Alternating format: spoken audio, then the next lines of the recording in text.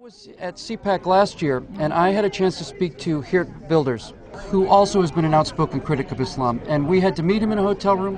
He had men outside with machine guns. He's on constant threat of his life.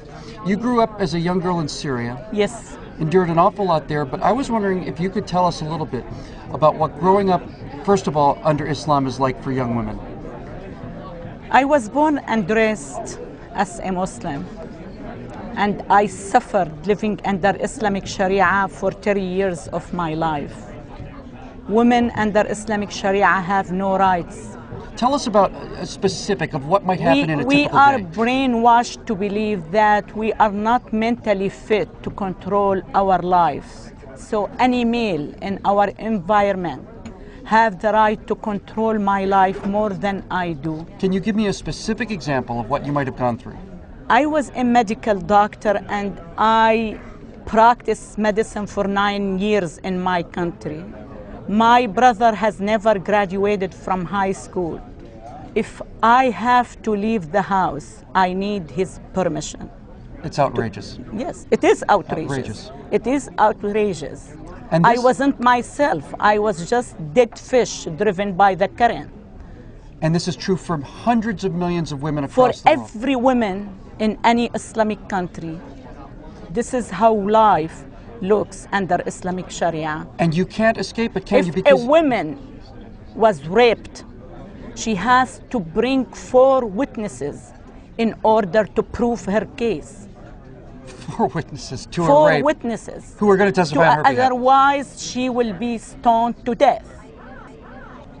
You came to the United States. Yes.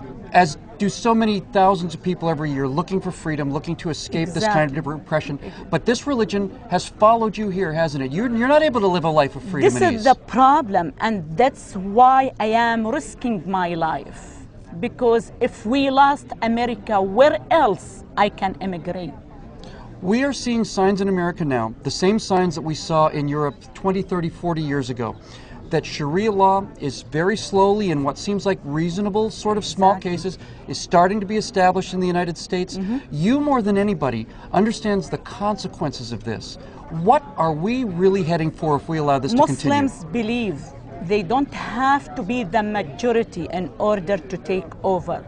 They need to be maximum 10% of the population in order for them to take over. This is their mission. We were taught at very little age that our mission on earth is to spread Islam, to fight for the sake of Allah, to kill or to be killed in this fight. So they are here. I was very much involved with my Muslim community for the 5, 6, 7 first year of my life in America, and I heard it million times that they were here to spread Islam and eventually to replace the American Constitution with Islamic Sharia.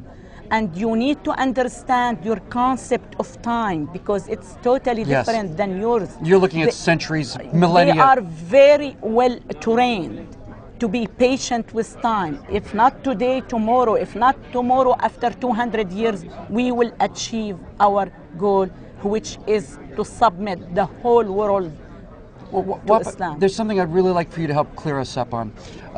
Americans are very tolerant people, by and large, generally pretty accepting people. Many people, such as CARE, will say that that Islam is just a religion of peace, and we simply want the right to worship just as everybody else in the country does. We're not looking for any special rights. But you say that this idea that Islam is misunderstood is a lie. That Islam is not... As a well-known writer in the Arab world, unfortunately, I can tell you, it is much easier for me to make my point through the Arab world than to penetrate the American mind here with my ideas and thoughts.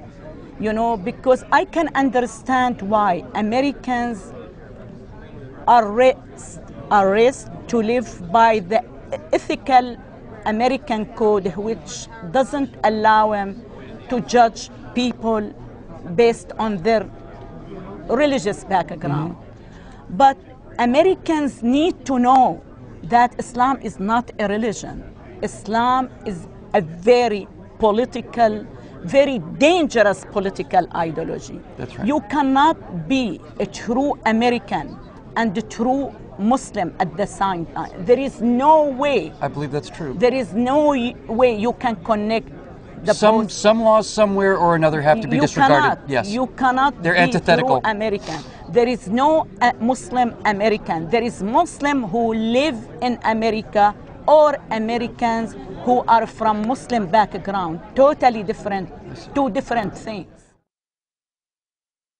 هل وجود المرأة السعودية على الشاشات يخالف الشرع فعلا؟ المرأة نريد ثقافتها، نريد فكرها، نريد مشاركتها في تنمية المجتمع. لكن الذي تصر على أن لابد تخرج في الشاشات هي تصر أن يظهر الجسد. لماذا نحن نظلم المرأة ونقول لا نستطيع نستفيد منها إلا بإظهارها أمام الناس بهذه الطريقة؟ ماذا شعرت عندما قرأت عن النقاش الذي دار في مجلس الشورى السعودي حول مشاركة المرأة السعودية أو ظهور المرأة السعودية في الإعلام؟ ماذا شعرت؟ شعور بالظلم والتجني طبعا. كل العلماء على خلافهم في قضية الحجاب متفقون على أن إذا كان يعني كشف وجه المرأة هذه له تبعات أخرى مثل الفتنة مثل قضايا أخرى لا يجيزونه. أمر آخر لما أجازوا كشف وجه المرأة وضعوا ضوابط، حتى الشيخ الألباني ذكروا أن الوجه والكفين فقط بالضبط. لا أن تظهر النحر ولا أن تظهر الشعر صح. ولا أن تظهر أيضا بالمكياج وبالمزينات. هذه ذكروها العلماء واتفقوا عليها. سيدي عندما أظهر أنا على الشاشة وأطالب بحقي بأن أناقش وأقوم بدوري في هذا المجال المهني وأطالب بأن يظهر وجهي وهو هويتي التي لا أقبل بأي مجال من المجالات أن تلغى هذه الهوية. من هؤلاء الذين يقررون لي ماذا يجب أن أكون عليه؟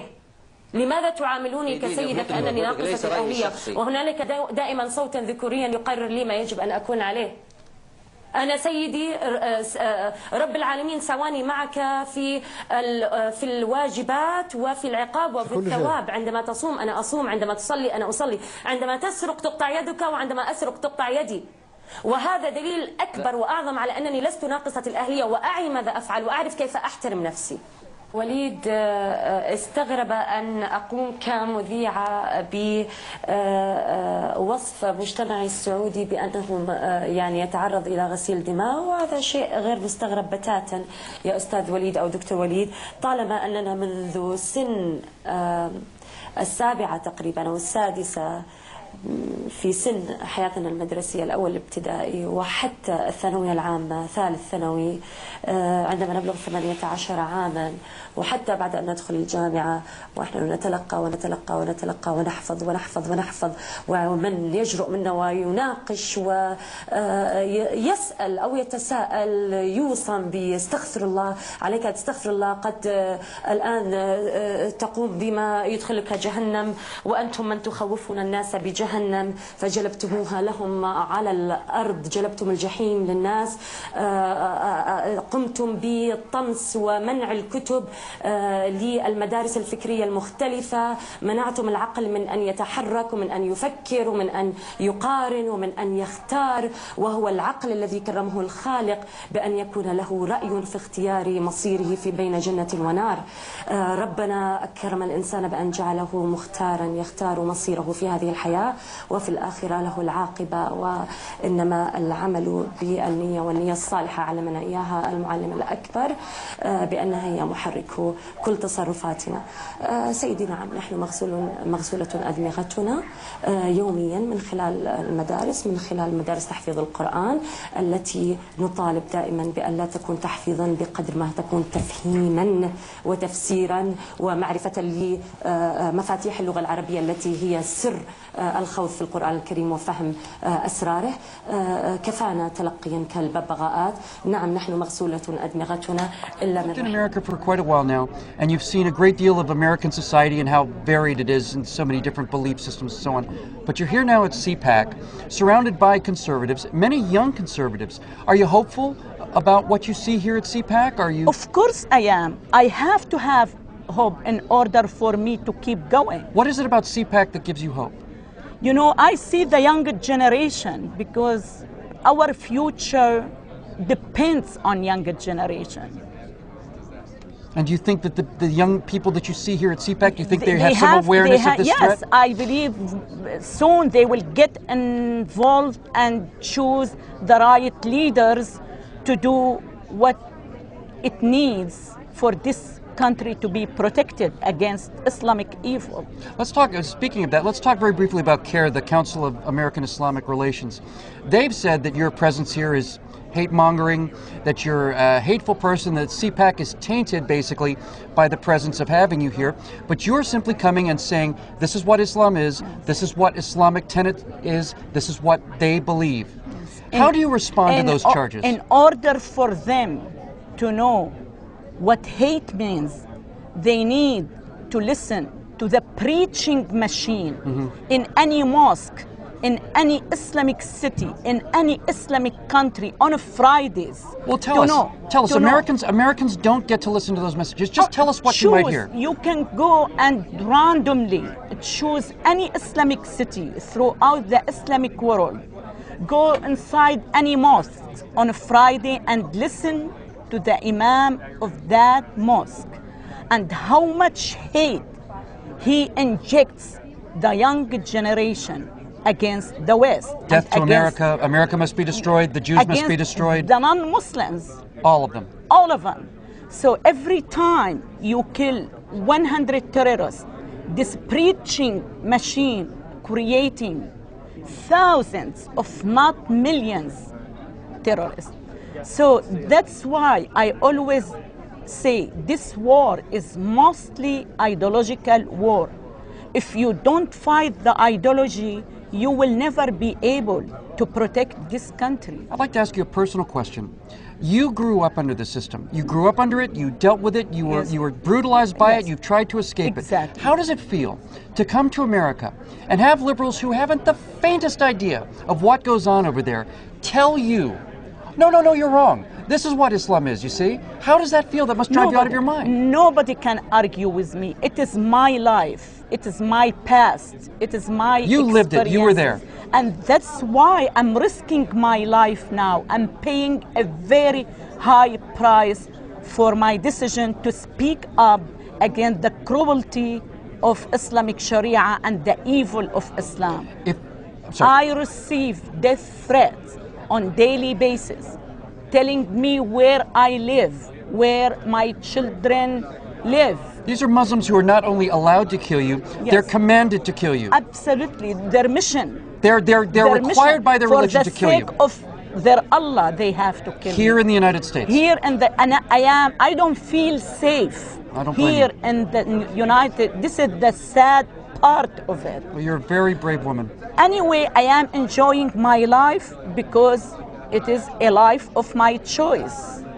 I wasn't myself for 30 years of my life. I was under somebody else's controls. You'd rather be a free woman under a death sentence than a piece of property someplace. Let me live one day as a free woman and then die. Who cares? I tested the freedom.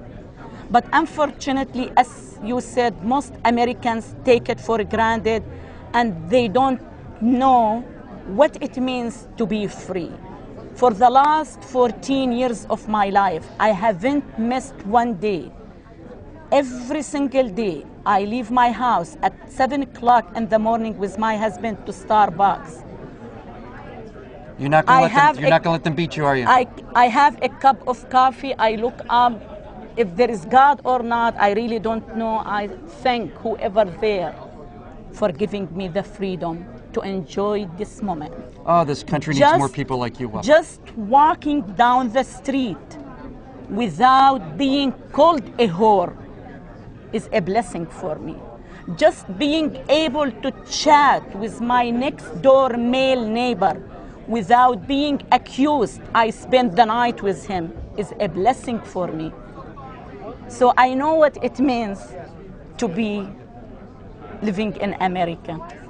Well, I'm awfully proud to have you as a fellow American citizen, and I'm proud and grateful for you taking this risk to remind all of us what we all take for granted. Yes, we have to protect this country. Where else I can go if Islam takes over America? We'll beat them.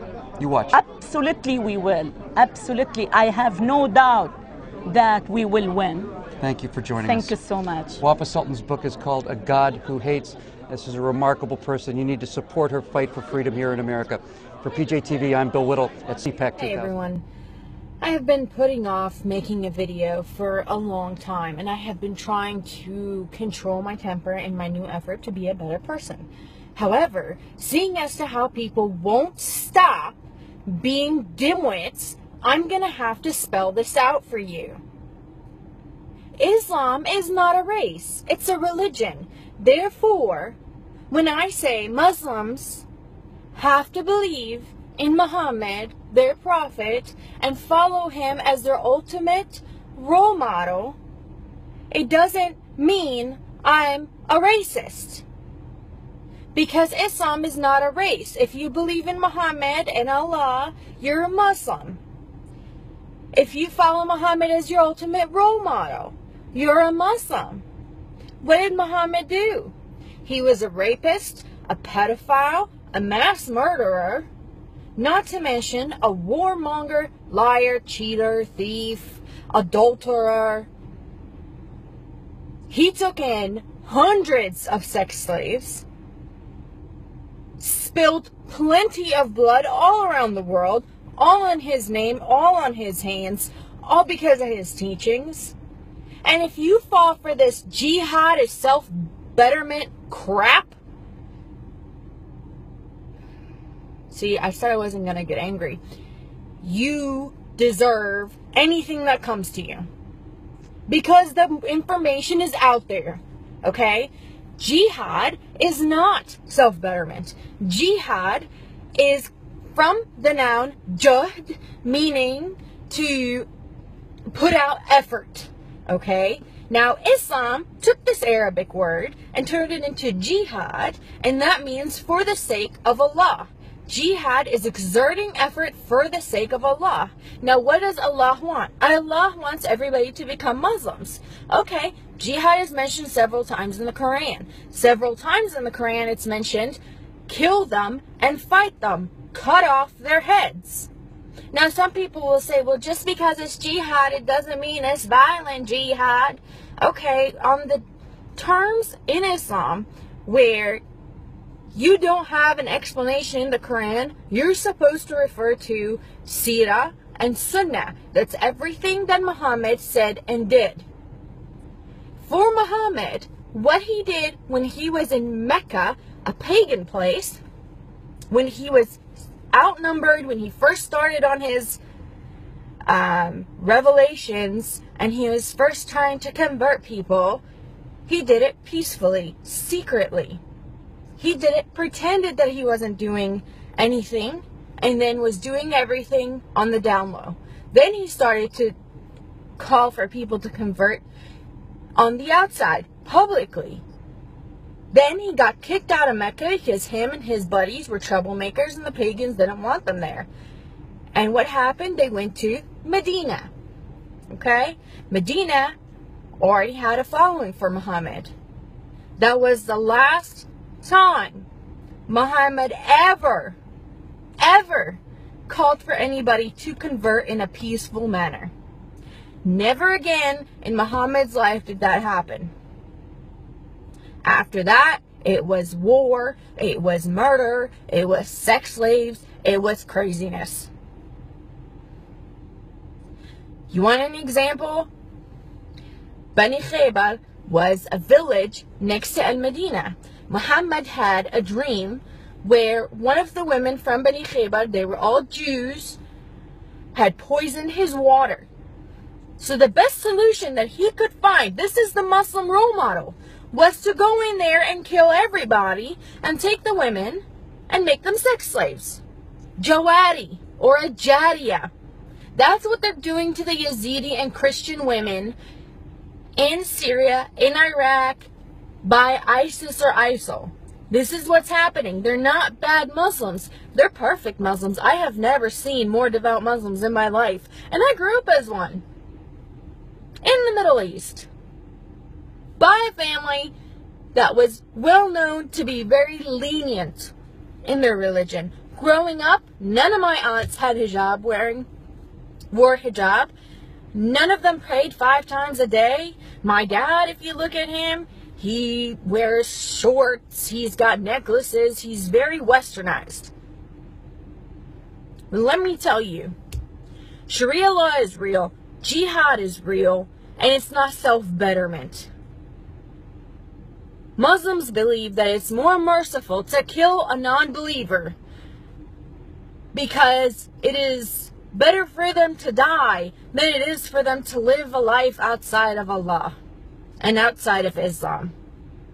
So no, for the person that said saying that all Muslims are terrorists is like saying all Italians are in the mafia, you're a dimwit. Italians are a race. They're a country. They come from a country. They're not a religion. They're not a belief system. So get over yourselves and start educating yourselves. And to everybody else who's talking about Islam getting taught in schools, I have to say this. I have no problem with Islam getting taught in schools.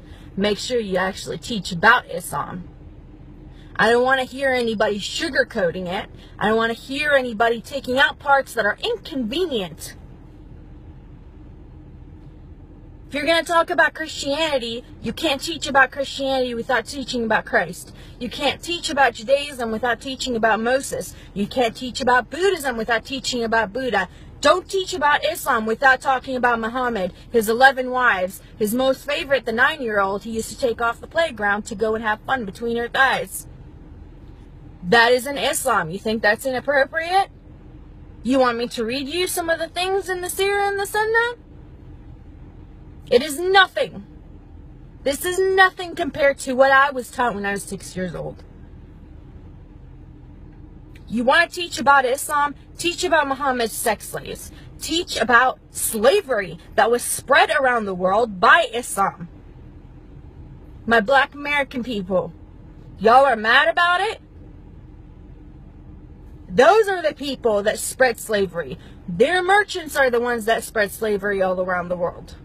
They're the ones that still have over 20 million black slaves in Muslim countries and nobody's talking about it. Feminists get so worried about not getting equal pay, which is a myth, that is ridiculous because they're not worried about women getting stoned and killed and butchered in Muslim countries. They're not worried about Yazidi little girls that are getting taken as sex slaves. You hypocrites. The LGBT community is so concerned about baking a cake.